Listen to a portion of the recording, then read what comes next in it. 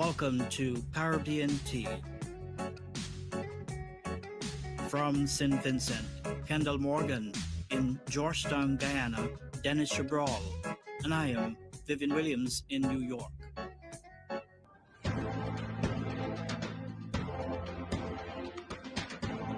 This is Caribbean Tea, the podcast where we stir the pot on the region's most pressing issues social, legal, cultural, and political with unflinching honesty and thoughtful analysis. These are bold conversations, steeped in truth and clarity. Today we are examining a political story that began with hope and unraveled in mistrust. They were like prodigal sons, leaving behind their political homes to forge a new path. Publicly, Raphael Trotman and Kemrab Ramjatan voiced grave concerns about the direction Guyana's two dominant parties were taking the country. From that discontent and from the idea that Guyana was teetering on the edge of a cliff, the Alliance for Change was born. For many, it was a moment of hope, a chance to disrupt Guyana's bitter political duopoly, and disrupt they did. By 2012, the once mighty People's Progressive Party, PPP, had been brought to its knees. In 2015, a decade ago, its iron grip on power was finally broken. On the other side of power, the People's National Congress Reform, PNCR, had rebranded into a party of alliances. It had humbled itself into a new formation, the Partnership for National Unity, or APNU. The AFC's rise posed a new and real threat. And so the PNC courted it, and one of the prodigal sons, Strotman, returned, this time with a following. In 2015, the union was sealed. The APNU AFC coalition was born. The mission to break the back of the seemingly unshakable PPP. The marriage was hailed as a bold experiment in multi-ethnic power sharing, but it didn't shatter the duopoly, it reshaped it. The PPP was weakened. The PNC grew stronger through what some may call political polygamy. Holding hands with knives, Guyana's coalition Saga is the story we are examining today. Behind the smiles and the ceremonial handshakes was a fragile marriage, one built on strategy, not trust. After defeating the PPP and taking power, the coalition soon began to unravel. The prenuptial promises were ignored, disputes became routine, grievances were met with procedural dead ends. By 2020, the coalition had collapsed under the weight of infighting, election controversies, and mutual suspicion. And now, as Guyana barrels towards the 2025 general elections, those once united stand apart, unable to agree on a common front. What went wrong? Was the coalition ever built to last? And with stakes higher than ever in a resource-rich, deeply divided Guyana, can unity rise from the root? To unpack these questions, we are joined by three of the most consequential voices in this political saga. Mr. Aubrey Norton, current leader of the People's National Congress Reform, Mr. Nigel News, newly elected leader of the Alliance for Change, and that voice in the wilderness, Dr. David Hines, political activist and leader of the Working People's Alliance. We'll explore the promise, the breakdown, and the road not taken. This is Caribbean Tea. Let's begin. Dennis? Good afternoon, gentlemen, and welcome to today's edition of Caribbean Tea. Coalitions have historically been pivotal in seating the incumbent People's Progressive Party. In 1964, the PNC and United Force Coalition wrested power from the PPP. And then, after the PPP returned to power in 1992, the APNU AFC coalition was unseated. After more than 2 decades in power, in the context of this reality, is an APNU AFC imperative in 2025, or could the parties successfully paddle their own canoe? Mr. Norton, what's your perspective on this? given all the experiences that the political environment has gone through, dating back to the formation of AFC and APNU and where we stand today?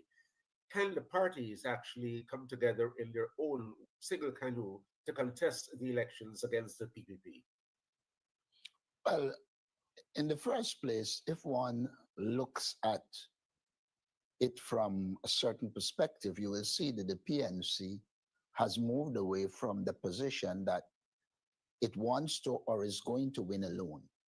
It is for that reason we became involved in a partnership for national unity. And so, as a partnership for national unity, there are a number of forces organized with us. We, however, believe that we would have been better served if we could have had a coalition involving all opposition forces. Unfortunately, that eludes us. And for you, Mr. Hughes, can you do you see your party at this juncture um, finding its way into that single canoe to head down to polling day on September 1, 2025? Good afternoon, Dennis. Good afternoon, Kendall. Good afternoon, Vivian, Aubrey, David. Thank you for having me in the program. Um, Dennis, I would say that we have tried, and we've tried, and we've tried. Um, I believe both sides with the ultimate objective of Guyana in our minds and what's best for Guyana. But it has eluded us. Dr. Haynes, the Working People's Alliance historically has always seen itself as a party that's pushing for a broad and national front, multi-ethnic approach to Guyana's politics, a multi-party approach to the problematique that faces Guyana historically. That's the race class problem that challenges the country's development. As a small party with that historical bearing, what is required at this juncture to bring the two major contenders as far as this coalition objective is concerned together in a single canoe so they can paddle their way to the polling stations as one for the upcoming polls? Well, without being presumptuous or condescending, I think one of the uh, one of the preconditions for coalition in our circumstances has to be an understanding of the historical moment, what the moment demands. And I think the present moment, from our perspective, demands as a first step to rescuing the country as we move into a petrol state is the removal of the PPP as a single party governing the affairs of our country. They are really taking Guyana down a path that we would have great difficulty recovering from if they were to be given another 5 years on their own in power. And so this historical juncture demands that the opposition forces, in particular the major opposition forces, the AFC and the PNC, we would like to think that we are a senior part of that force, although we are usually not treated in that way. But we feel that if there's an understanding of the historical moment and what is needed, then 75% of the work towards coalition would have been finished. And it would then be left to working out the mechanics and so forth. I don't think our leaders have certainly not the grasp of what is needed at this moment and how badly the nation, certainly half of the nation, would want the PPP to be removed from office as a way of resettling and resetting our country moving forward. I think it's not too late for all of us to really dig our teeth into that understanding. But as we in the Working People's Alliance have said, we recognize the plurality of our situation. Our parties come from different ideological perspectives. They come from different perspective of how they see the real politics. And at the end of the day, it is left to each party to make that decision. But if we were to suggest, we would say, look at the historical moment, listen to the heartbeat of your people, and listen to a basic question that they're asking. I have never seen such a universal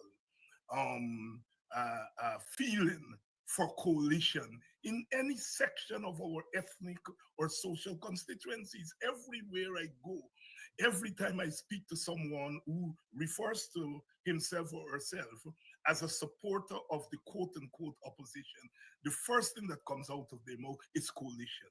The Working People's Alliance hears that, is guided by that. And so therefore, despite our misgivings, and we have a lot of misgivings, given the last experience of coalition, despite that, you are guided by that heartbeat coming from the people. They are pointing you in a historical direction. I want to jump in here with a question for Mr. Norton and Mr. Hughes individually. The question is the same to both.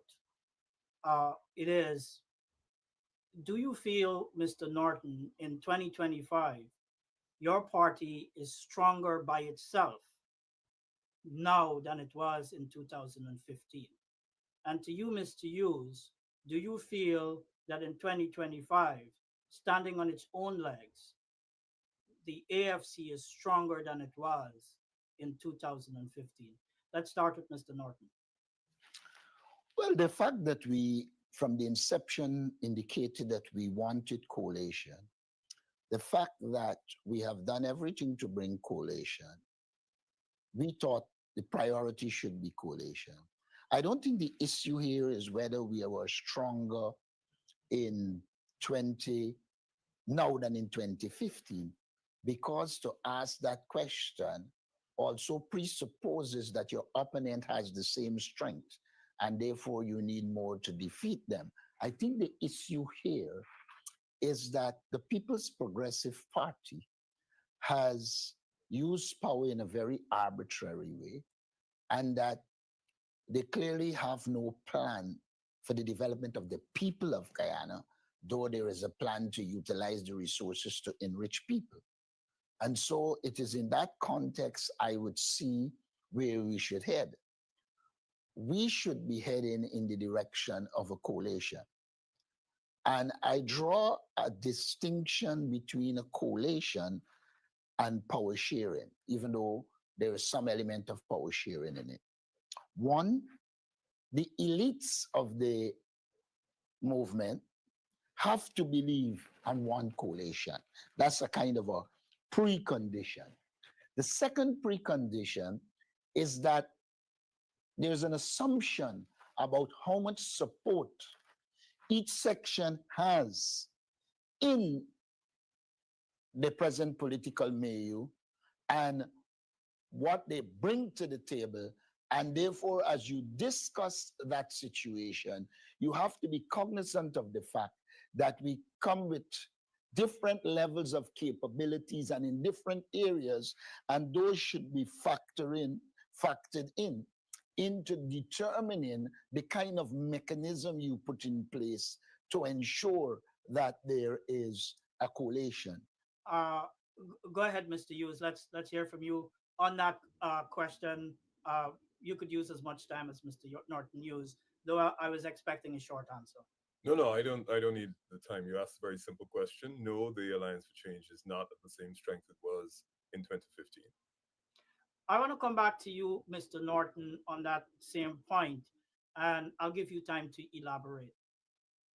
You point out that there is another variable that the question eludes, and that is the present weakness of the PPP, your opponent in 2025.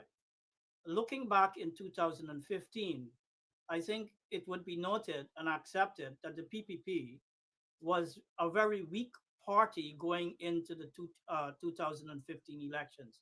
Is it your view that in 2025 that the PPP is weaker than it was in 2015? The answer is yes. I think they're much weaker within their own constituencies. you're seeing dissent and people dissatisfied with what they're doing. So I think they are weaker, and the high level of corruption in the society has resulted in a situation where they are weaker. Having successfully worked together in the period in office of the coalition 2015 to 2020, when did things start to unravel and how? I think I missed the question. I thought you were just making a general comment. What is the question? I'm saying, having had a successful term in office between 2015 and 2020 as a coalition government, APNU AFC, when and how did things start to unravel for the coalition? It's a very difficult question to answer. Again, the assumption is made that it was together in 2015. I think at 2015, there were compromises. And so at the very last minute, on the 13th of February, you got a coalition.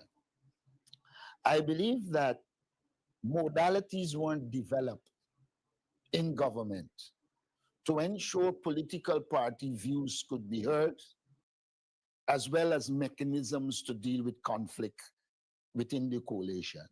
And so I would say from the inception, they did not develop the modalities to ensure a coalition not only function properly, but survive.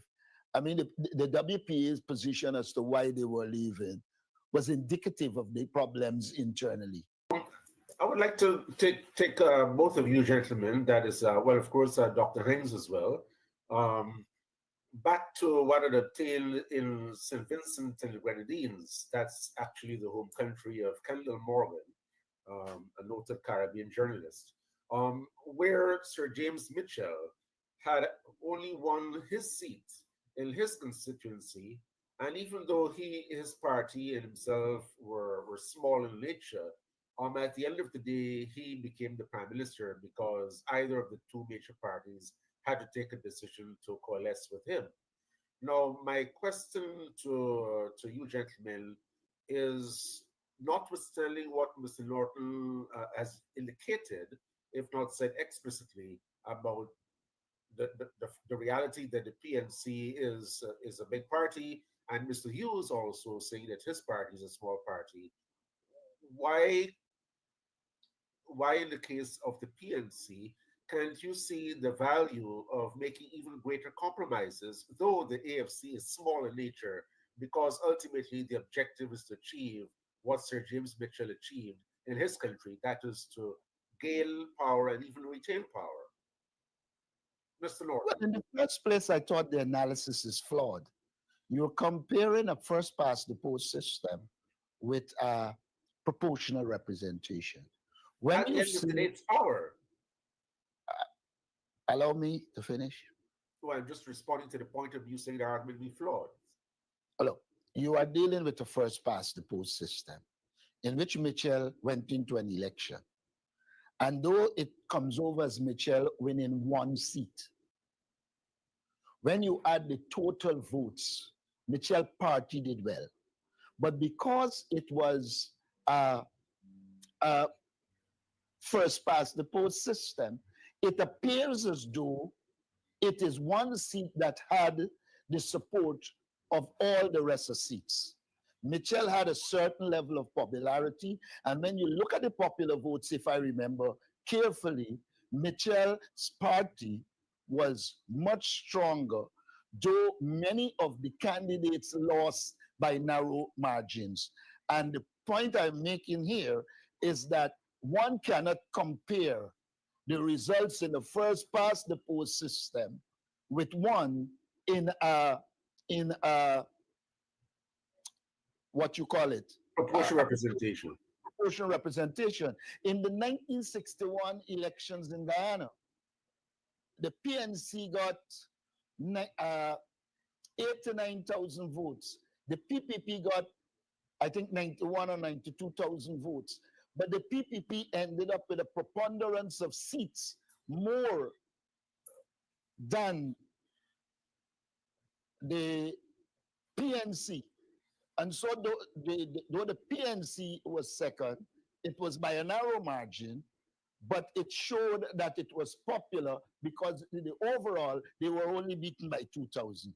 To compare Mitchell found himself in a position where he was still in a strong party, but because of first past the post, many of his candidates lost by a narrow margin, and the political parties that purportedly won came out with more seats. But in terms of the popular vote, he was not a one-seat majority. And that is the point that needs to be made here. But in the end, he still had to strike compromises with the other parties to ultimately become prime minister. No, I agree. And that is the core element I'm getting at. Look, What will it require? This is a political analysis, Dennis. People listening to you would have felt that here is a man that got this presidency, this prime ministership, based on one seat, with no reference to the popular vote. I'm pointing out to you, there are two different systems, and whether it is St. Vincent or where, in politics, you have to make compromise. And so I'm not opposed to compromises. I agree with compromises. What I disagreed with is where you extrapolate from that situation and sought to put it in the Guyana situation, which to me was out of context. But Mr. Hughes' party ultimately doesn't have many seats or votes in this case. So hence I'm trying to get at you to ascertain what compromises are possible between the two of you and your parties, and ultimately hear from Dr. Hines, how we can have this issue dealt with to the advantage of Guyana as you see fit. Mr. Hughes. Go ahead. Sorry, Dennis. I'm not sure what the question is for me. I think you asked Mr. Norton whether the People's National Congress would make, as they were the larger party, whether they would make compromises. So I clearly is your party willing to make compromises to achieve the universal objective as far as the opposition is concerned, to wrest power from the PPP, notwithstanding the fact you're a small party? What more can you bring to the table as far as compromises and advantage are concerned? Well, I've already identified a couple of things. One is that we are not in the same position we were in 2015. There are many reasons for that, including the fact that there was a coalition that did not perhaps work out the way the parties had intended. In relation to your second question about compromises, we're always disposed to make compromises in the best interest of the country. It's just a question of perspective, I suppose. What more can you do? What more can we do in terms of... what more can you put on the table as compromise to achieve the total objective? I'm not sure the context in which you're asking the question. I think today, as we speak, we're past that stage. If you're asking from an analytical, historic perspective, perhaps I'd be in a better position to answer that. But I don't know what facts you have available. So when you say what more, I don't know what context you speak, what information you've received. And when you say more, whether you are in possession of what the counter office and various positions were. So I may be responding in a context in which your audience is not familiar with what went on before. And I'm very... But isn't your party over the last few days mulling, meeting again to probably even make another offer to APNU? No, Dennis, you must have missed the last 2 or 3 public statements or press conferences. No, I'm not talking about the public statements. Weren't you supposed to have met within the last 24 to 48 hours again to see what more you can put on the table? Not that I'm aware of. Not that I don't know if Mr. Norton is aware. I am not aware of any arrangement. No, not a joint meeting at the level of your party. So in what? I'm not following you, Dennis. Meeting between... I'm asking if your executive of your party was not supposed to meet within the last 24 to 48 hours to see what more you can put on the table to the APNU to see whether anything else is possible. No, I'm unaware of that. You're unaware? Yeah. I'd like to bring Dr. Hines in here. I tried to play a clip, and I want Dr. Hines to respond in the context of what he has been saying long before now. And Dr. Hines, feel free to take into consideration what has been put to the other two guests by Dennis when you respond to my question. But let's go to the clip first. Mr. Granger assumed the presidency, and he was not of the same thinking as Robert Corbyn. He did not believe, as we now can say, given his performance as leader of the APNU. He's not a coalition person. He's not. He's a person that believes in the dominance of the big party. Dr. Hines, is this a position you still hold, that the way in which the big party or the big parties dealt with coalition politics in the last iteration affected and muddied the waters and made things difficult for a coalition today? The simple answer is yes. Yes, I felt so. We felt so at that time, and we feel so even in the context of the present negotiations between the AFC and the PNC. The elite political culture in this country is driven by big party. We hear the terms we use: a big party, small parties, minor parties. And we've become trapped with that nomenclature, which itself has become culture. And that even among the small parties, there are big parties among the small parties, and so on. And what we have here is a situation where the PNC is considered the big party, acts like a big party. The AFC considers itself the second big party. It acts like a second big party. And then the rest of us are incidental. So what you had were two quote unquote big parties at the table trying to figure out the fate of a combined opposition. What we would have given to have been at the table with the PNC and the AFC in this negotiations. And I'm confident if a party like the WPA was sitting there with these two so-called big parties, I think our outcomes would have been different. And so what we are trying to do is to impose the notion of consensus on a political culture that doesn't operate based on consensus, a political culture that operates based on big parties and small parties. So I feel for the AFC, which has been introducing the notion of consensus on a political culture that doesn't work based on consensus. It works on big parties and small parties. That is why my party, from very early, conceded, look, the PNC is considered a big party. They should have the number one candidate, meaning the presidential candidate. And we were not going to contest that. We were prepared that the number two candidate should be given to the second big party, the AFC. And then we move on from there to the rest of us minions. And that remains our position. A real politics says that you cannot, or you're not going to get the kind of result if you're imposing on the political culture something that it's not accustomed to. Mr. Hines, Mr. Hughes, I'm sorry. I'd like to get your response to this.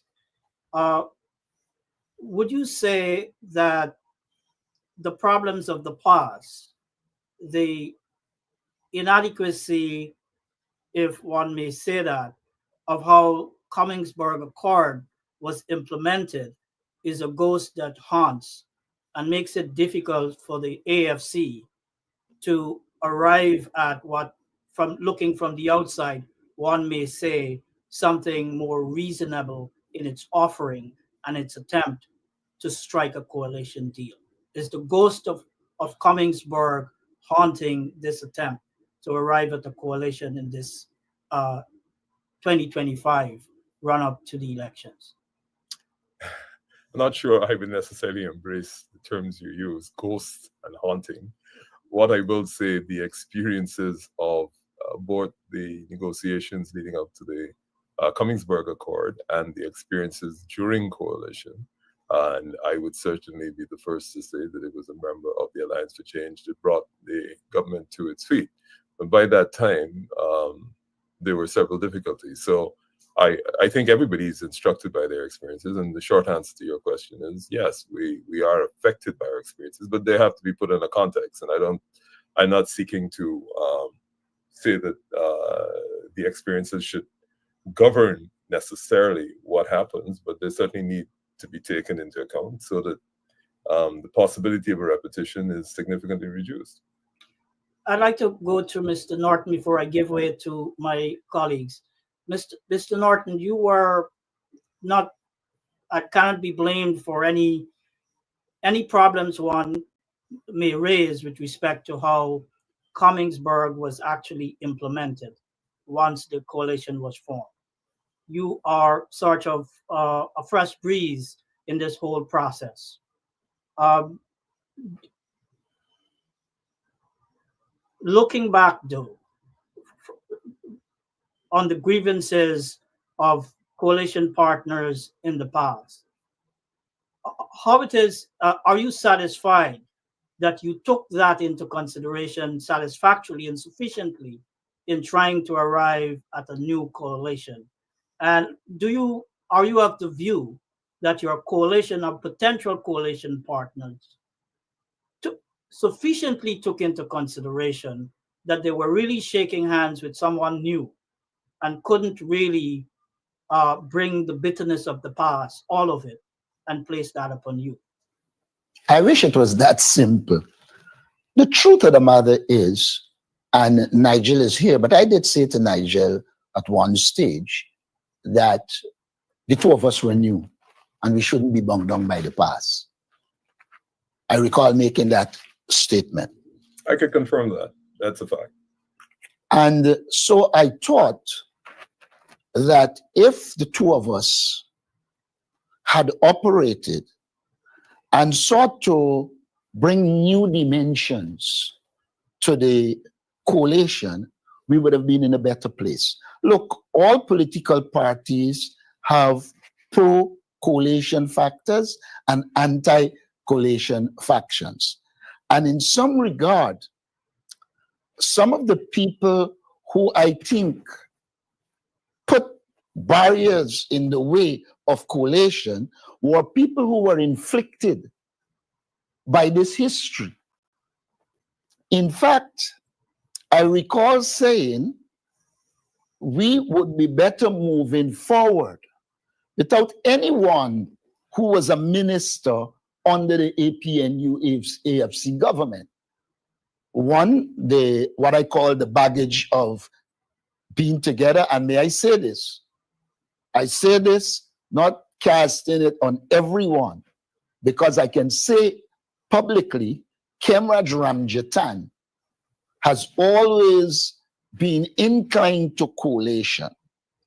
And I recall when at one time, some people in the AFC made a proposal while I was leader for the AFC to have its own component in parliament and the PNC to have its own component. I rejected it because I said it will generate problems. I must put on the table that Kemraj agreed and we worked towards dealing with it. I believe that the history of anything impacts the present and the future. And therefore, if we were to have a solution, we had to move away from those who were affected by the past. In fact, when I chose our delegation to meet with them, I chose a delegation, none of whom were involved in the process before, so that they will have their own new insights, etc. Unfortunately, we didn't escape history. History became a burden. Let me jump in with one, bringing it to the present. Given what has been said, would you gentlemen consider the fact that there has not been success in creating an electoral pact for the upcoming 2025 elections? Would you say that that failure has been because of policy differences, personality differences or the need for political control? Okay, go ahead, Nigel. I would say your question is it's what perhaps you call in law leading question. It's limiting the reasons for failure, to 3 items. I don't think that it can be so limited. So to be able to respond to that means I'm accepting that one of those 3 reasons or a combination of those 3 reasons is actually the reason why it broke down. So that would be my response to you, sir. If I may, although I share Nigel's observation, I don't think there's any big policy differences, certainly among the 3 parties that are here. I would stick my neck out and to say that. I don't think that there are personality differences in the main. Nigel, Aubrey, and myself we know each other. We have worked together. We are not enemies. We are not political enemies in that sense.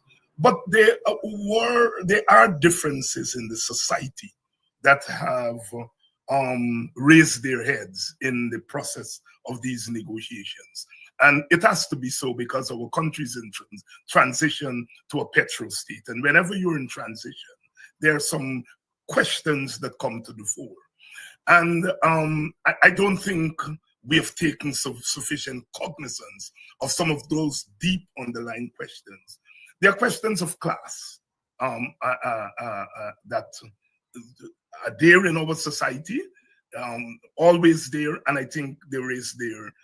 That head was raised during these negotiations. The questions of race. That we in Guyana tend, certainly at the level of our elite political culture, tend to dance around and never really go straight up. And in the age of instant information, the age of social media, there are conversations that are going on all the time. And those conversations are seeping up to the leadership.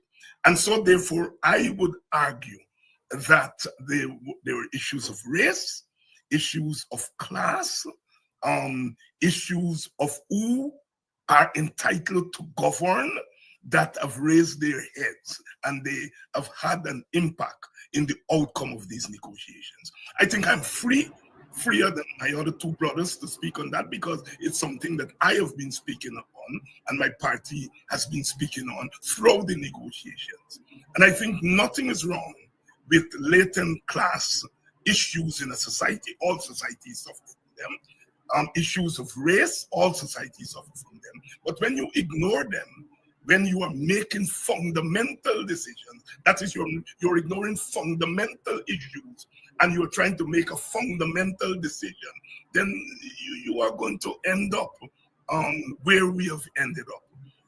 And so I would say very strongly that there were differences. I don't think it was a matter of personality, a matter of policies, a matter of objective. I think we all want the PPP to go. Okay. I think we are friends and so on, but it's a question of the deep underlying questions that we tend to ignore when we are trying to make fundamental decisions.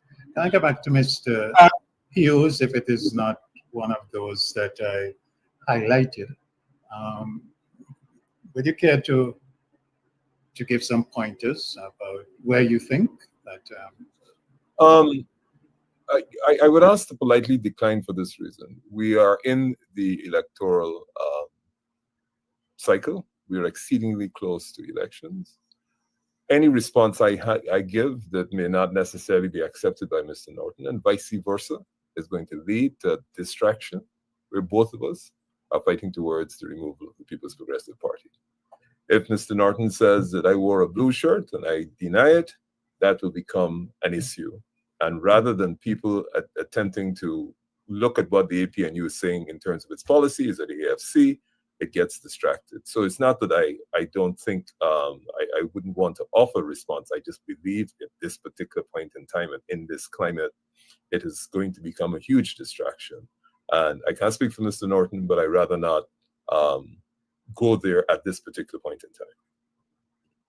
I can make a few comments. Unlike what David seems to believe, I'm not restricted in terms of talking on the issue. For instance, the issue of class is an issue I know so well. I mean, I live daily with, if people see me at the Pegasus, they smile and, oh, you're here. If they see you on Orange Walk, no, you're dealing with ordinary people. And so you see the classism that comes out. And I'm very cognizant of the fact that class plays a critical role. I think we are also cognizant of the fact that race play an important role. In one of the first discussions we had, Nigel and I had agreed that you couldn't have one ethnic group at the top of the slate. And he's here, we can confirm that. And that is an indication that we were well aware that race is going to play. Yeah. You just clarify that before people think you're talking about the presidential candidate alone. You're talking about the presidential and the prime minister. Right, when we were talking that so people don't. Yeah. No, when we were talking, we agreed that if the presidential candidate was black, the prime ministerial candidate couldn't be, and vice versa. Does that clarify it? Yeah. I wasn't querying you. I was just trying to make sure that people understand very clearly what you said, because you said top of the ticket, and some people may think top of the ticket means a single position rather than the dual position. Nigel, you have, in politics, you have to live with those misinterpretations. You get many. But let me say this. One of the factors I don't think people factor in when you're dealing with these issues is that political parties, after surviving a period, develop factions, whether you like it or not. If you go to Dr. Jagan's speech, Burnham's speeches, years gone by, the question of faction always emerged. And I think in the evolution of the discussion on coalition, we saw the emergence of ideas from factions in the political arena that didn't support coalition and therefore generated difficulties. Also, personalities will play a role. There are persons who will always believe that they are more important than the institution. I tell people that I don't know that people in Guyana elect the presidential candidate. They elect the political party and the parties that represent them. So there are a number of factors that we have to discuss to understand why we are here where we are. And I do believe that in all, if not most of the political forces, there are clear pro-coalition forces and there are clear anti-coalition forces. And what happens in the evolution of the decisions in the party is whichever faction is stronger and dominant tend to prevail. And I'm saying this noting contextually that Nigel became leader in June of last year, and therefore I'm not placing any burden on him. He would have inherited a political structure. But we have got to look at all of these variables when I have said to people before, and I could have said it, I've said it before, and I think I did say this to you, David. If the decisions were to be made by Nigel and I alone, I said to you more than once, I believe we would have had a coalition. I can confirm that. I want to start off by putting this to the panel. Coalitions have left very significant imprints upon the history of Guyana's politics. And this attempt at the coalition, whether successful or not, is an important juncture in the political history of the country. I ask each of you, how do you see history viewing your leadership, your stewardship as leaders of political parties in this iteration of coalition politics? How would you remember you? Well, I wonder if before you pose the question, you're limiting this to coalitions. You may remember, I think it was during the 70s, either David or we can remind me, there was an actual attempt at national unity, and perhaps national unity might be the preferable term. You remember when a lot of the Chandy Singh and a lot of the PPP persons came over to the People's National Congress, that came out of a much broader discussion that was going on. I think Fidel had something to do with that. And so I believe perhaps if we are to be faithful to history, you may want to consider asking about attempts at national unity. Coalitions perhaps are a little narrower, but I mean, I have no difficulty answering your question, but I want to say that I agree with you. I agree with you that in the context of the unity and the divisions in the country, coalitions are seen and very often attempted as a vehicle of healing and an attempt at unity. And coalitions' success and failures are often and very often dependent upon how they bring about unity.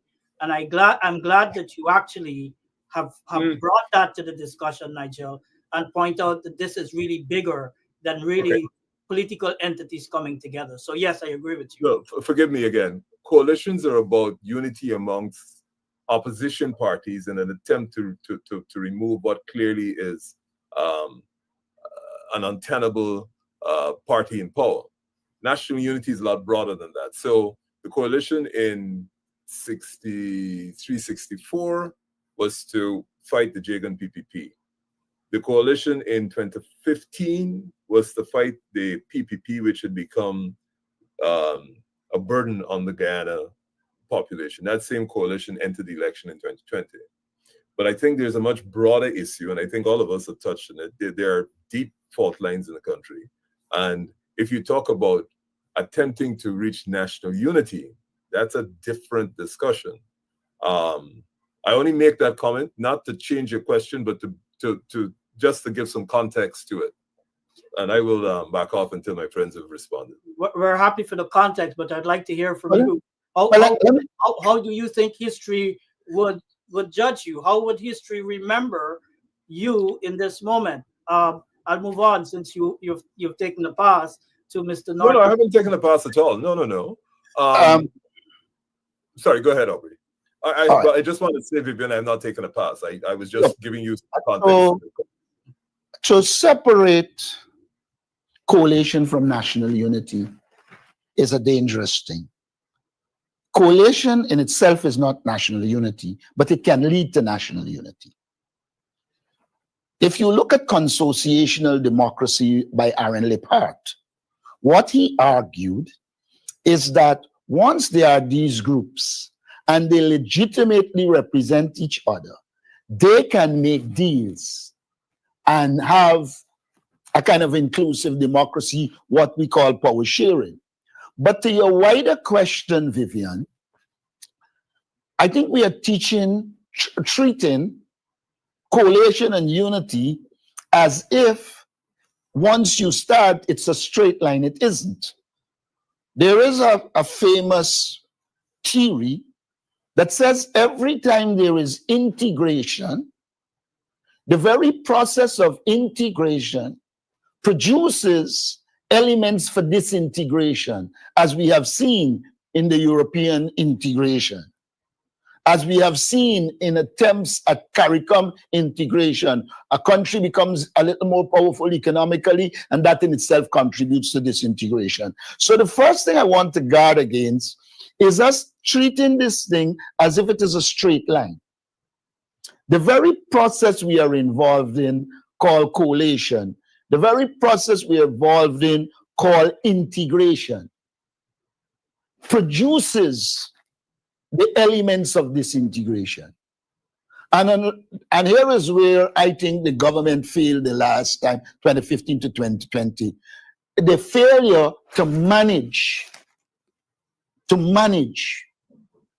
the process and to minimize the disintegration effect. That is the first point I want to make. How will history see us? I'm not into predicting how history will see us. But what I will say to you, this is an opportunity for us to come together and make the changes that are necessary. But having said that, I'm well aware it's not a straight road, and there are factors against coalition that will affect us moving in the direction. You mentioned the attempts by Burnham and Jagan. 1976, there was such an attempt, but that was driven more by the international dimension of an international socialist world wanting to see the two together. 1976. We then saw, just before 1984, 1985, the same attempt. And a lot of that was underpinned by the international socialist world wanting to see unity. Now, you're in a totally different context, where there is no ideological, there's no affinity to a particular ideology that is pushing people in a particular direction. And after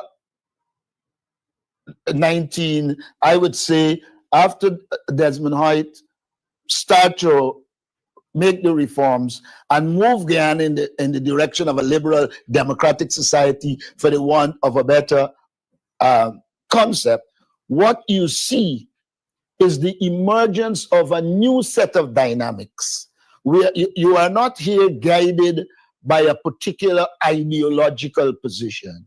You are guided here, in my opinion, by the desire to unseat the PPP. And I do believe it's a good objective. But even if we are to get the coalition and do that, we have to go far past that and to work out the modalities for existence and to transform the society into a society for all Guyanese. The reason why people want coalition is because even in the PPP support base, people are fed up and they want change. People believe under the coalition government, there was some progress made in some areas and it was good. And then they carried by the view that the only way to be the PPP is by coalition.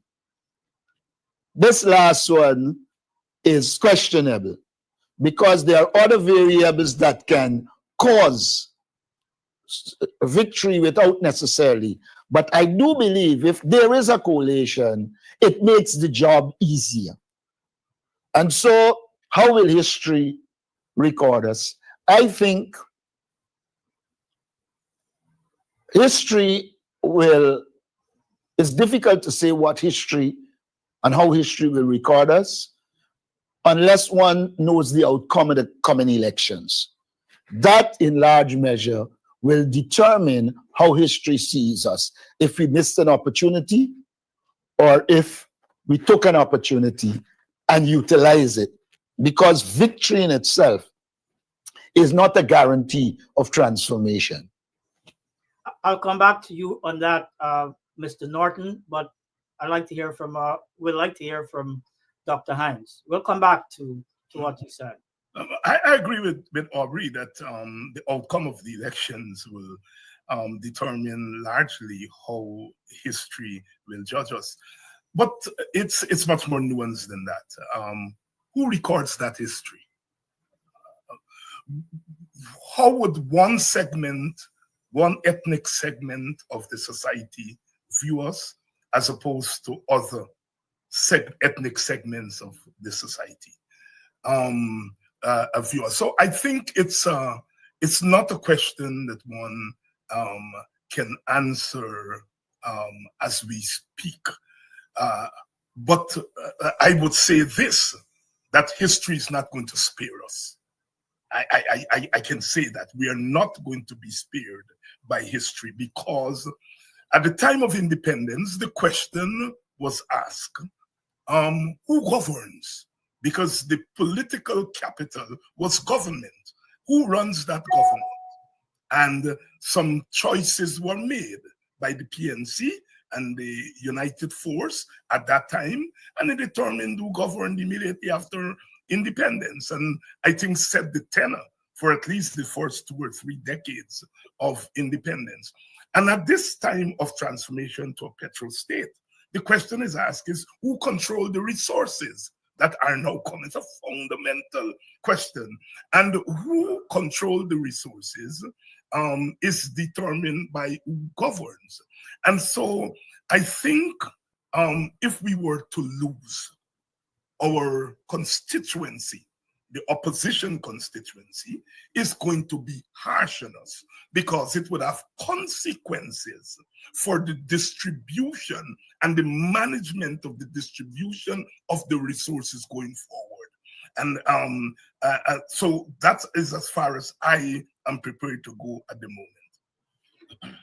Mr. Norton, I want to come back and to something you said and follow up on it. You said that how history will judge you will depend largely on the outcome of the elections. I tend to agree with that.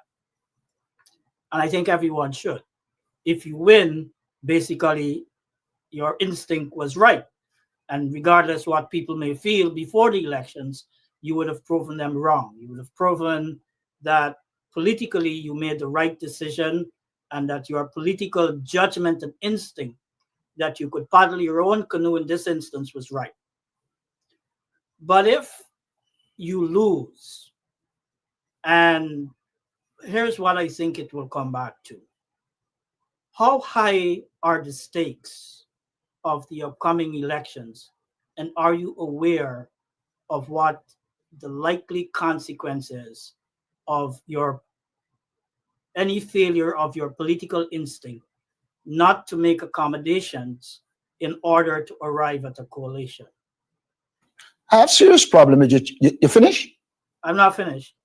Okay, sorry about that. So those are some considerations.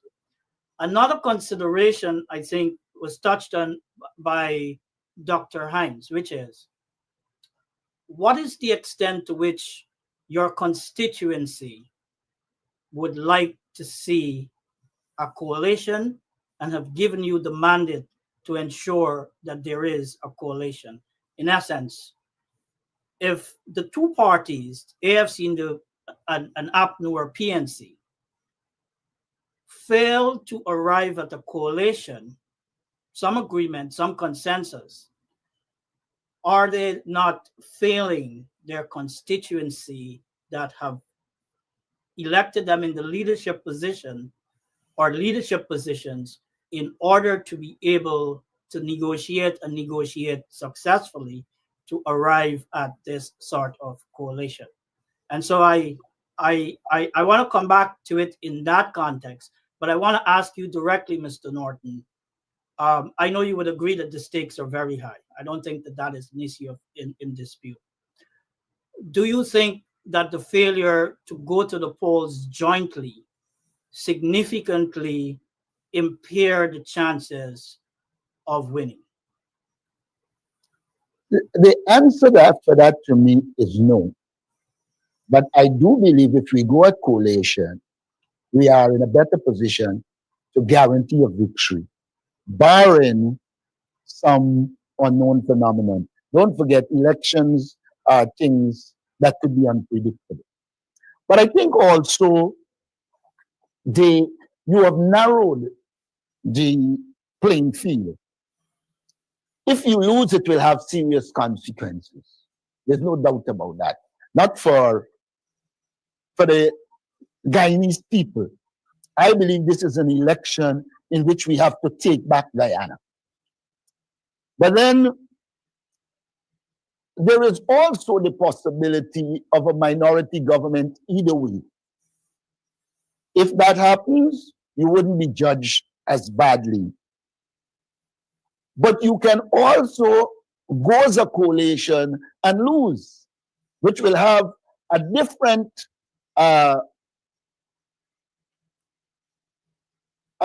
response.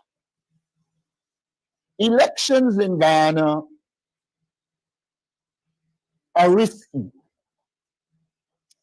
Anybody going into these elections, whether coalition or not, has to put a strong mechanism in place to prevent the government from dominating and controlling and rigging the elections. And therefore, we have got to look at all of these variables when we are determined. I can say to you that I am a supporter of coalition, but I am also a pragmatic politician. I don't want to, in the public domain, discuss things that would have happened that would cause me as leader, if I make certain decisions, to have to go. You know, people treat it as if when you make these decisions, they don't have implications in your party. In the PNC, particularly, the support base doesn't want a situation where you get into a coalition and some of the things that happened previously happen. That in itself puts a pressure on the political leader that when he is negotiating or she is negotiating, they have to take into consideration the national interest as well as the interest of your support base, because you don't get elected without your support base. And so it is not as simple and straightforward. All of us will have to pay attention to that. And so I would say to you, I believe coalition is the best way to go. And I wish we can arrive at a coalition. And I want to make the last point. From the time I became leader, I began to engage the then leader of the AFC, Kemraj. And I think he can attest of the compromises we made to survive after the accord expired.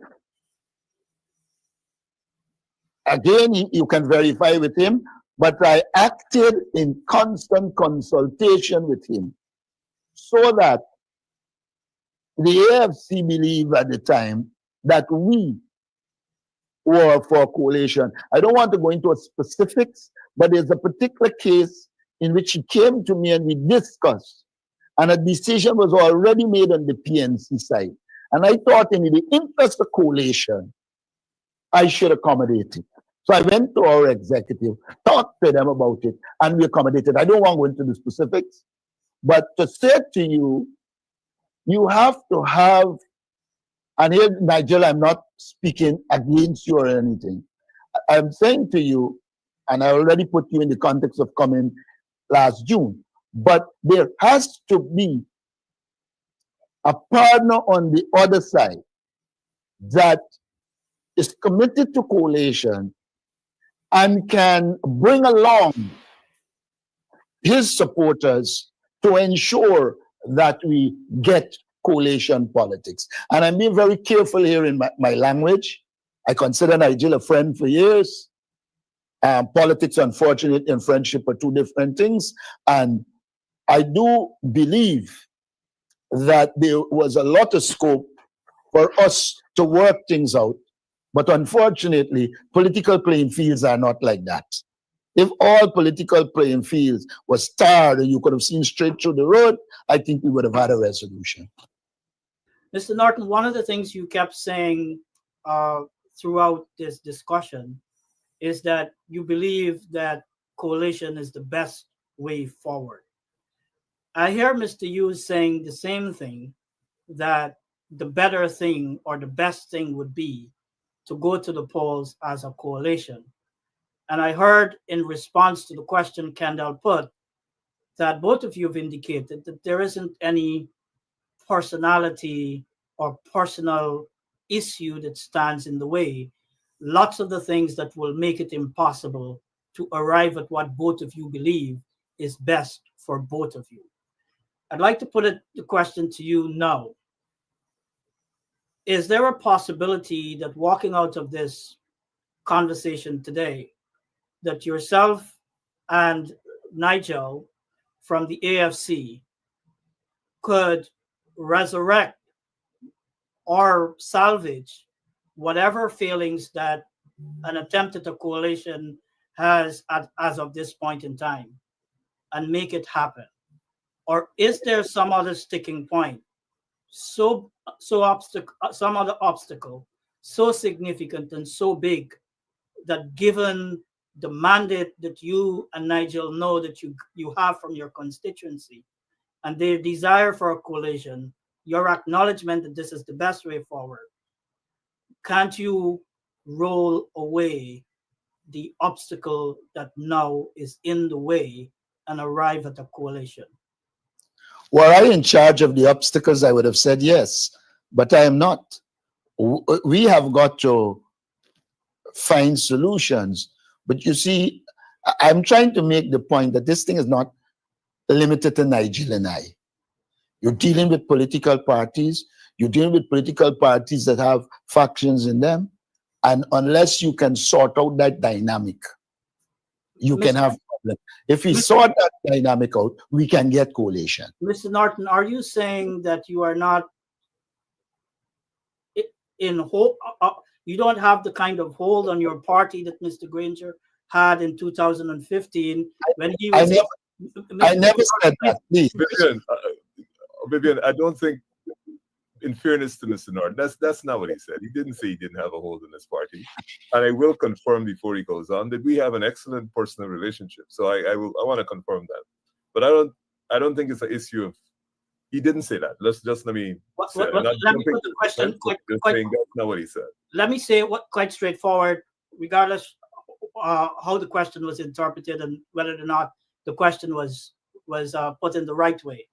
Could the two of you commit, given all that we know, to simply make an attempt to arrive at a coalition that will contest the 2025 elections?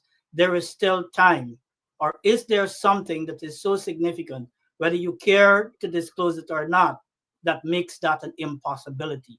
Could you use the abilities of your leadership, your competencies, and given the mandate which we believe is what your constituency would want, to make it happen?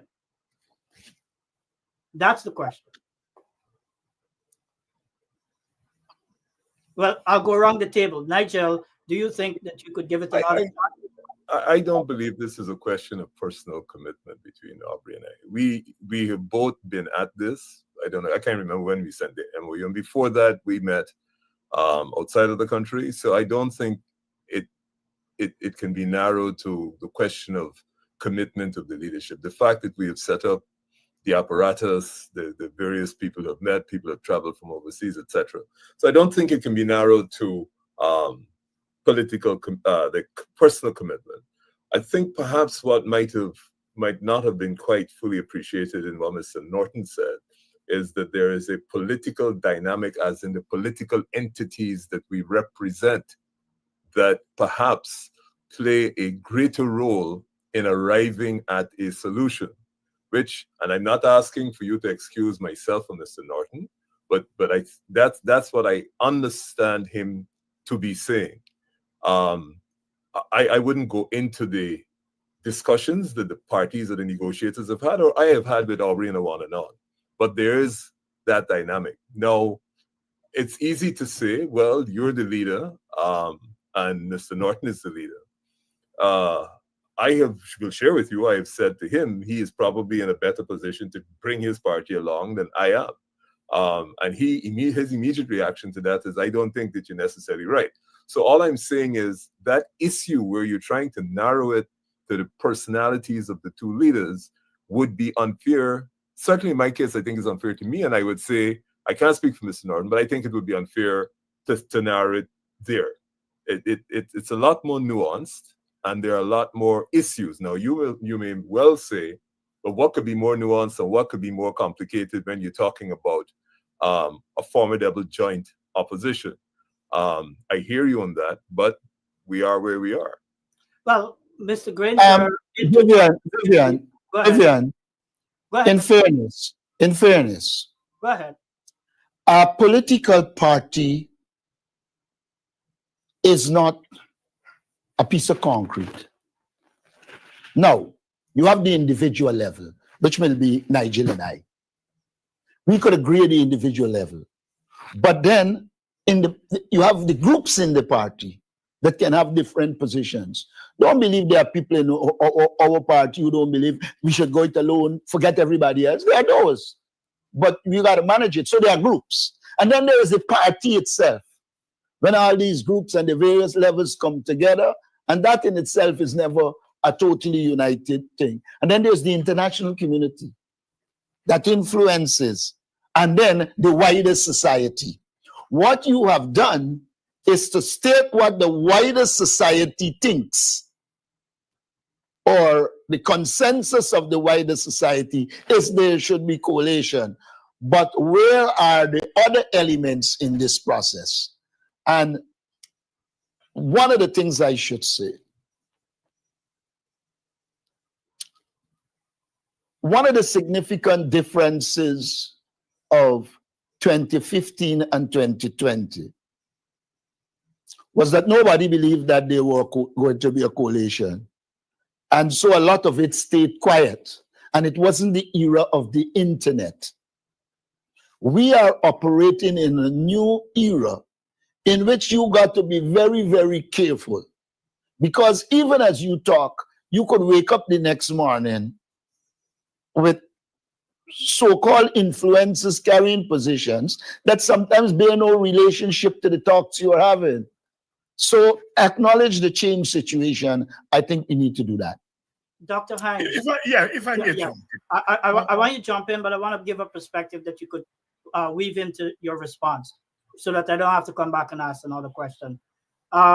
If you could weave into your response, why you think former President Granger, given the resistance that he also got and pushed back from the AFC, what was the dynamics that allowed him to be successful along with Comrade Ramjatan, even though Mr. Granger was not so much of an entrenched political figure in the PNC, to be able to pull it off, taking into consideration that you've indicated that Mr. Granger was not really so much a coalition person.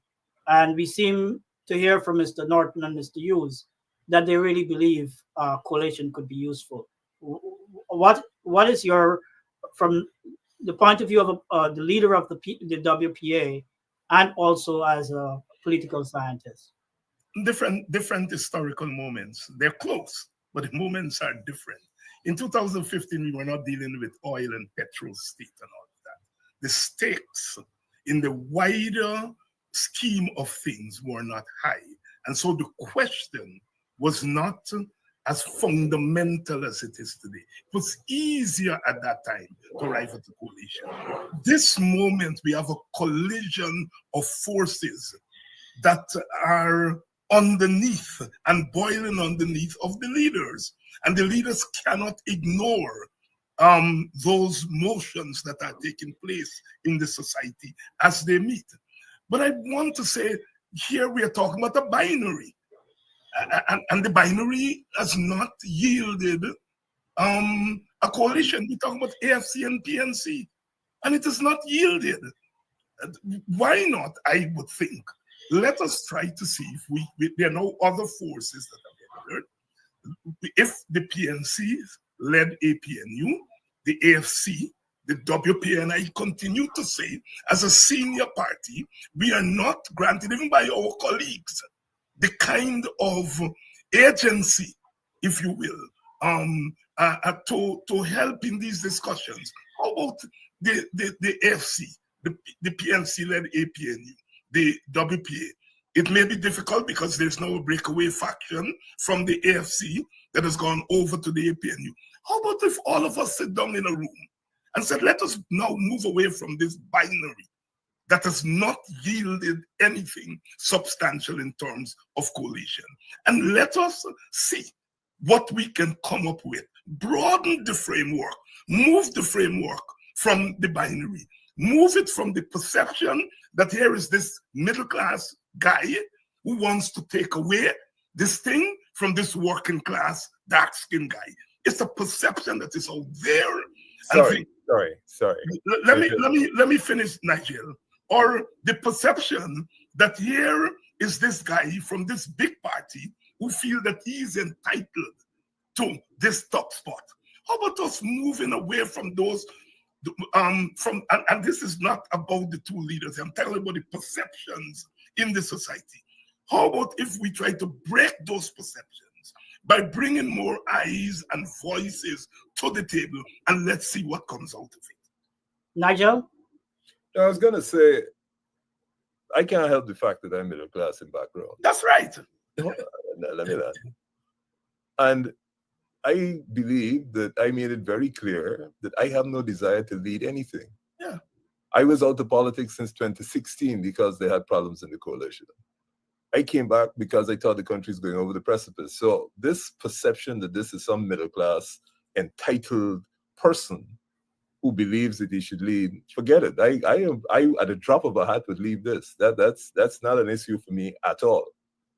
I believe I have done what I can. I came back, I got elected, but trust me, there's not a day that I believe that this is an entitlement or that my view should prevail. I just want to make that exceedingly clear. Yeah, Nigeria was just saying the perceptions in the society. No, I understand that. We ought not to ignore them because they do play a role. That's all I was saying. No, I understand. Perceptions about Aubrey too, right? I know. I just want to say that's hard thing. And so what I'm saying is let us broaden the table now. I know where you're coming from. I wasn't for a second suggesting that, but I took the opportunity to make that clear because this is for public consumption, not whether you feel that way or not. Okay, gotcha. I want to pause also to. I wanted to say to Nigel, let's recognize that David has never been in the diplomatic service.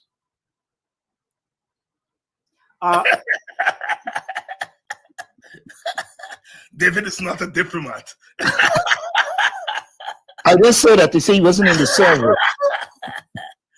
I would like to ask Mr. Hughes whether he and the rest of the leadership of his party feel that they are weak to the extent that they have allowed the APNU to, or they have allowed at least 3 of their most prominent executive members to leave their party behind their backs and go and endorse the APNU for the upcoming polls. Isn't that an indictment on you and your leadership?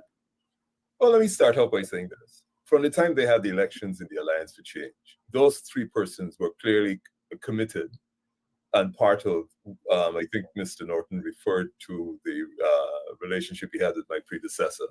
And they were integral and committed to that idea of coalition.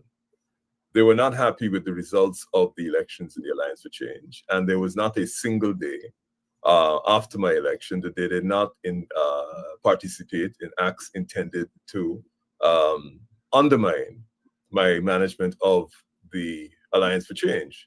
You may recall when I was elected, I co-opted all 3 of them onto the management committee. Very, very rarely would they attend any meetings. And I think it's in April this year, there was a whole article in the Stabrook News which said that Jurita particularly had been identified as a presidential, prime ministerial candidate for the APNU. The language is her responses are quite telling. She denied specifically that she had been identified, and she specifically said that she couldn't be identified, or Mr. Norton couldn't identify her because that's a matter for her party. However, they have all consistently been there. We've always had our suspicions about them and others. And so this was not a new development, and this didn't happen behind our back. Under the party rules, even though we had strong evidence and great suspicion, we couldn't expel them. So I want to put that in context. Their departure was not unexpected. Their conduct, it was consistent with all the intelligence that we have and had at the time.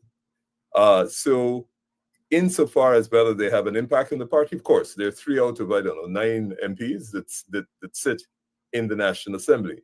When I took over in July last year, I didn't interfere with the members of parliament.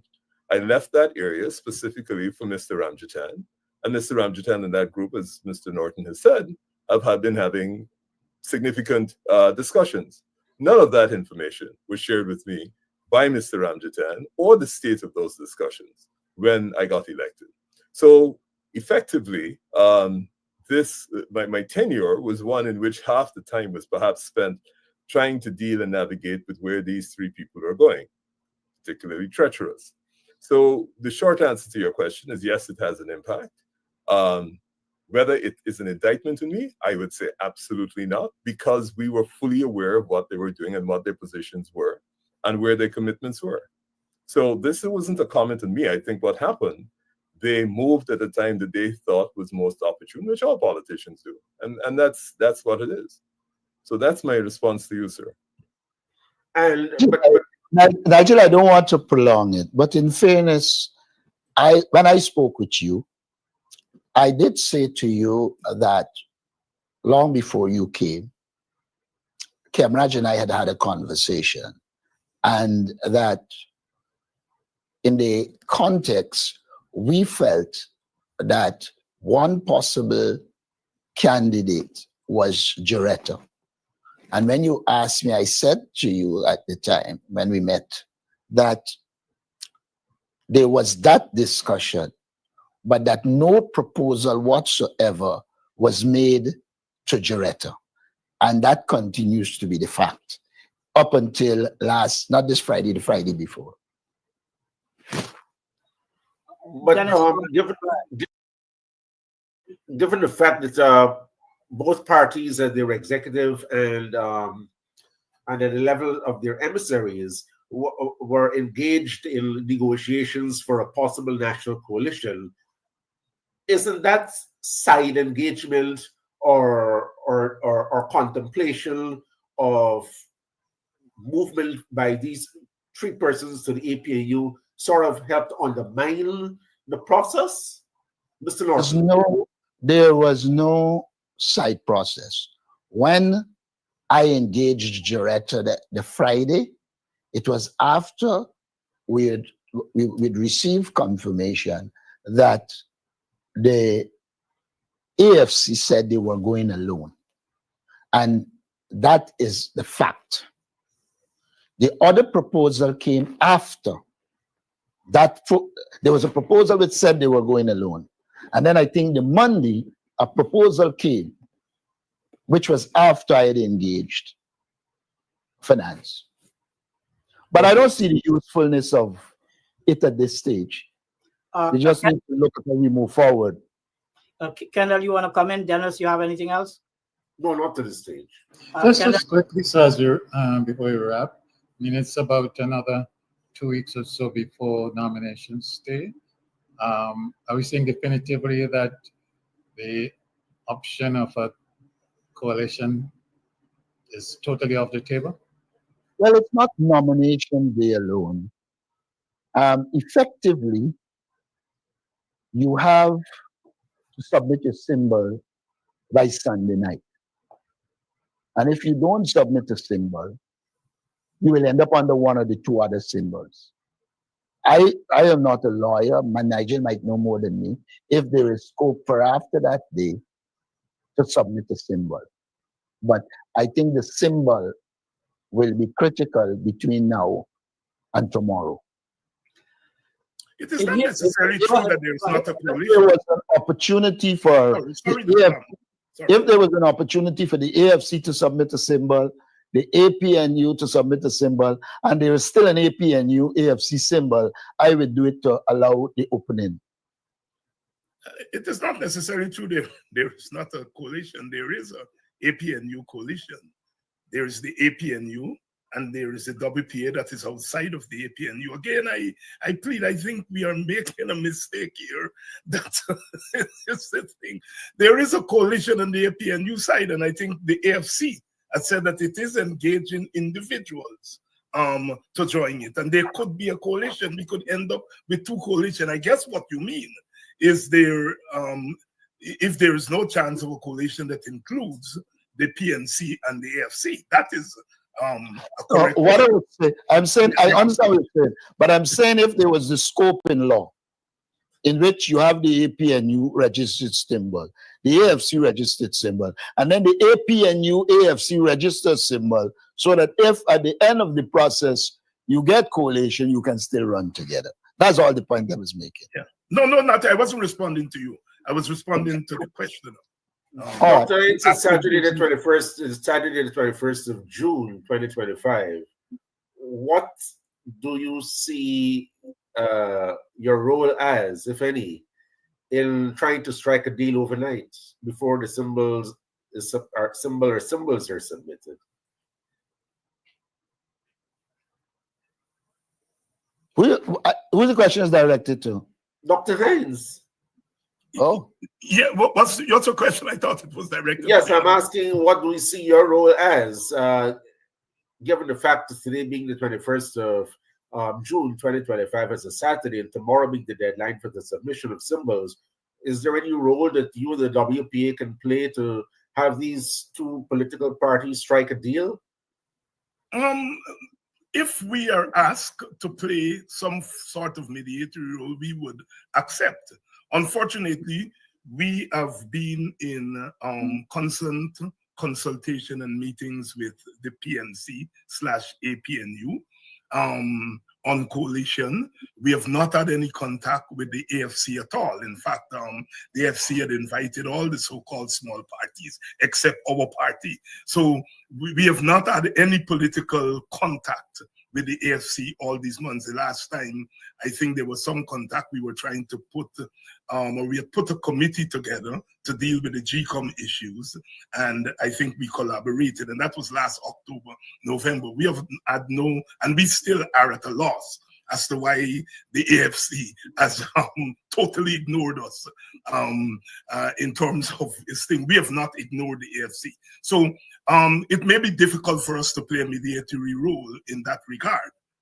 But we are prepared to try to mediate anything, because I want to say emphatically, both as a political scientist and as a co-leader of the WPA, it is essential for the comfort and the confidence of the so-called opposition support base and the wider society for the AFC and the PNC to be in a coalition.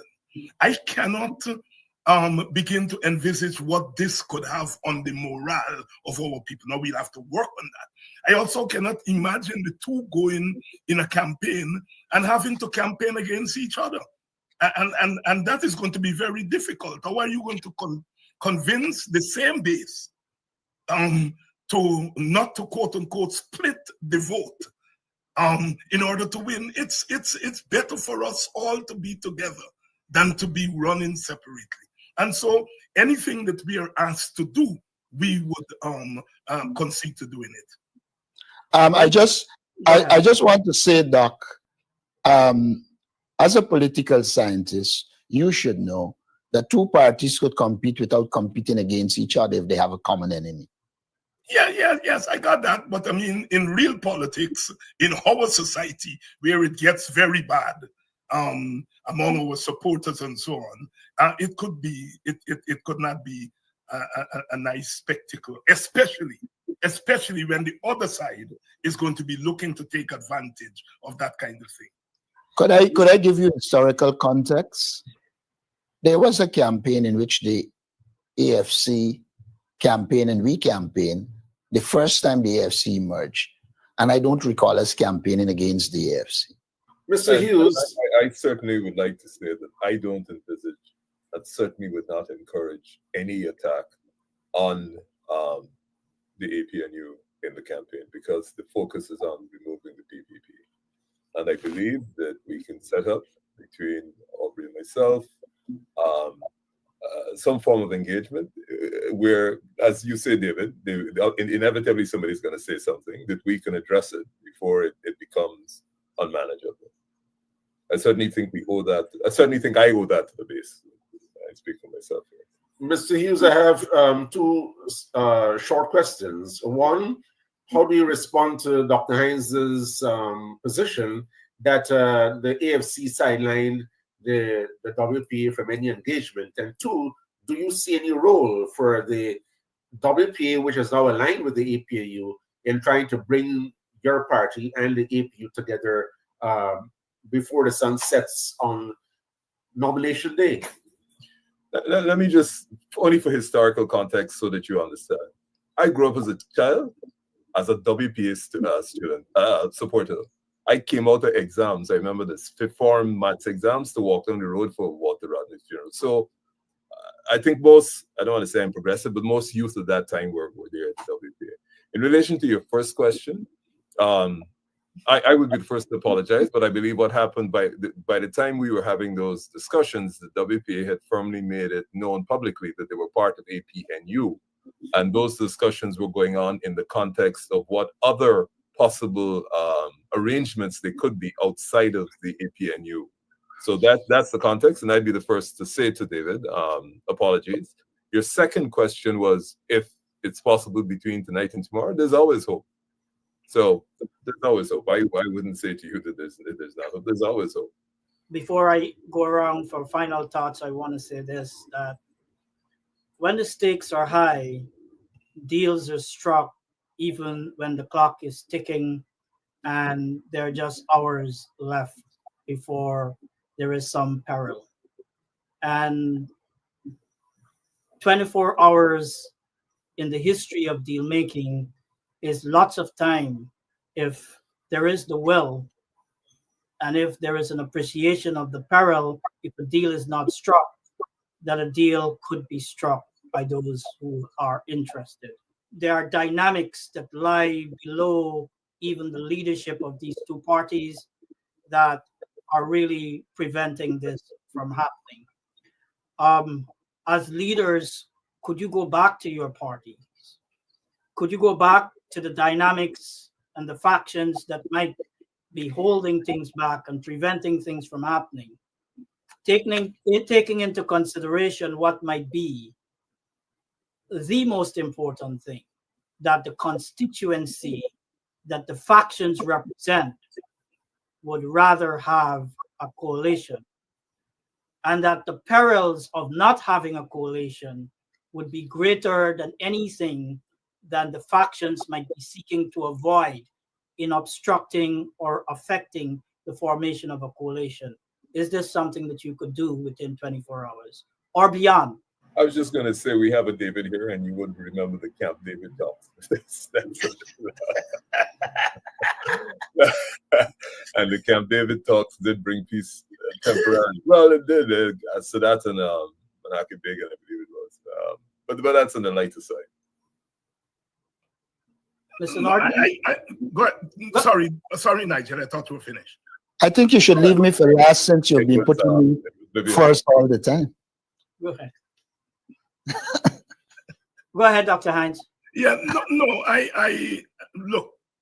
There's the question of the top of the ticket. I think that is, if I understand the latest proposal from the AFC, they've conceded the top of the ticket. The second position on the ticket essentially is an AFC person. I think we can have some concession there. And so I think the discussion then would be on a common platform, and we cannot avoid the sharing of positions in the government and so on. I don't like the sound of it, but those who are beating us up for that are being disingenuous, because in any coalition you have to decide, you have to negotiate the sharing of positions and so on. I think if we can narrow the discussion down to common principles at this late moment, and come to some kind of agreement on the distribution of the resources, I think we can have a deal. And I would urge my brothers here to come to the table. And I am suggesting that the WPA could sit there at the table, not trying to influence the decision, but to play some kind of mediatory role, a third eye, a fourth eye, a fifth eye, I think could bring something. But I am making this plea to my brother leaders here today. And I've said, the WP has said, I am prepared to serve under the leadership of Aubrey Norton or Nigel Hughes and Nigel Hughes. And we are prepared to step down the ladder in order to accommodate those who are perceived to be bigger players. And I am urging my brothers here, as I did in Buxton when I held their hands together on the 1st of August, I'm signaling to our support base and the wider Guyana that unity must be the watchword. I think we have beaten many odds before. You know, slavery, indentureship, colonialism, the pangs of neocolonialism. And although this is a difficult moment, I do not think it is impossible for us to sit down one more time and give this a try. In the first instance, it would help our support base. But looking further down the road, I think it could help our country in terms of bringing us to some kind of political sanity. So again, I urge my brothers here, let us give this thing one more try.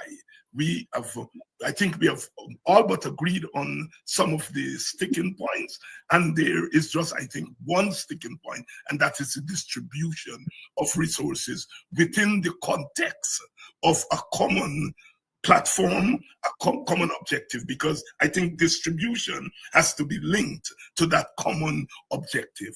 And so that's my plea here. My late father always told me the only thing that beats trying is failure itself. I'm prepared to try. Now, I'd like to go. Mr. Hughes. Of course, I've said you can never close all doors. I've said that before. Are you prepared to give it a try, Nigel? I'll be going to tell you weren't a diplomat. Don't answer the man. Don't put it like that.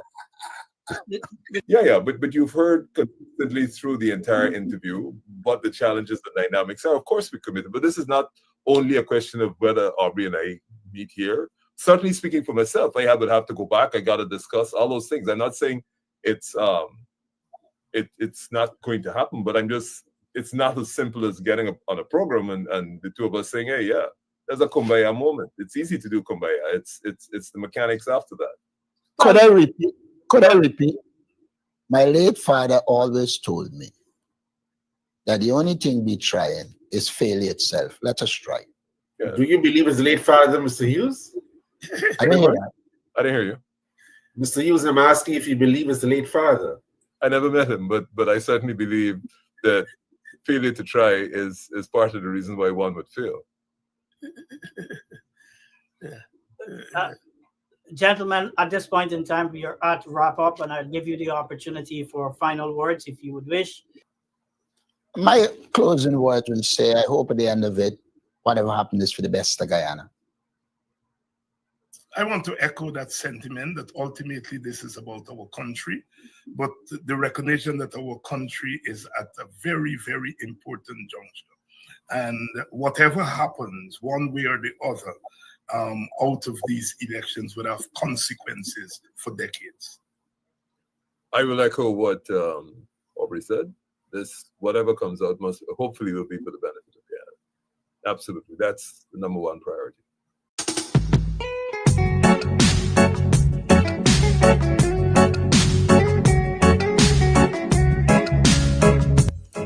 As we approach the 2025 general elections, we find ourselves staring at a fractured opposition.